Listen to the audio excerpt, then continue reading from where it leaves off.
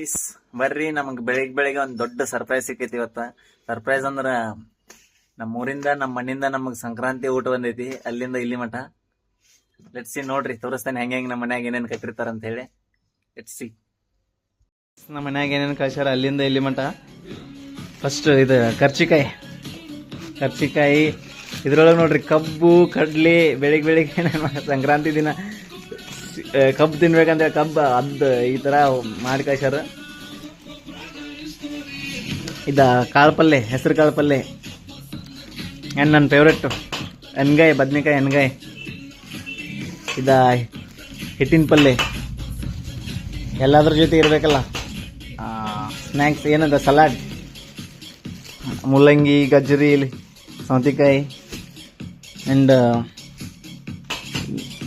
ಗುರೆಳ್ ಚಟ್ನಿ, ಶೇಂಗಾ ಚಟ್ನಿ, ಇದು ಖಾರ,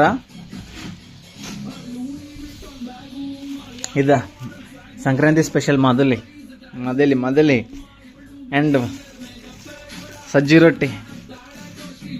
ಇದು ಮಾದಲಿ ಒಳಗೆ ಹಾಕೊಳಕ ಹಾಲು. And the main thing is ನಮ್ಮ ಮಮ್ಮಿ ನೋಡ್ರಿ ಯಾವಾಗಲೂ ಕಳ್ಸೋತಾರ. ಅದ್ರ ಜೊತೆ ಎಷ್ಟರಾಗಲಿ, 10 ರೂಪಾಯಿ ಆಗಲಿ, 100 ರೂಪಾಯಿ ಆಗಲಿ, ಎಷ್ಟೋ ಆಗಲಿ, 1000 ರೂಪಾಯಿ ಆಗಲಿ, ಅದ್ರ ಜೊತೆ ರೊಕ್ಕ ಕಂಪಲ್ಸರಿ ಕಳಿಸ್ತಾರೆ.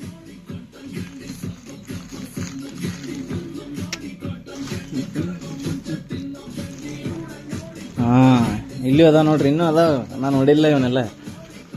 ಚಕ್ಲಿ,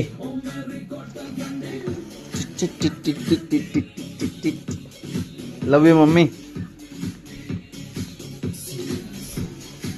ಫುಲ್ ಗಿಚ್ಚು ಊಟ ಮಾಡ್ತೇನೆ ನಾನು ಈಗ. ಸಂಕ್ರಾಂತಿ ಊಟ, ಸಂಕ್ರಾಂತಿ ಮುಗಿದು ಹೋದ್ಮೇಲೆ ನಮಗೆ ಸಿಕ್ಕೈತಿ. ನೋ ಪ್ರಾಬ್ಲಮ್, ಊಟ ಮಾಡೋಣ.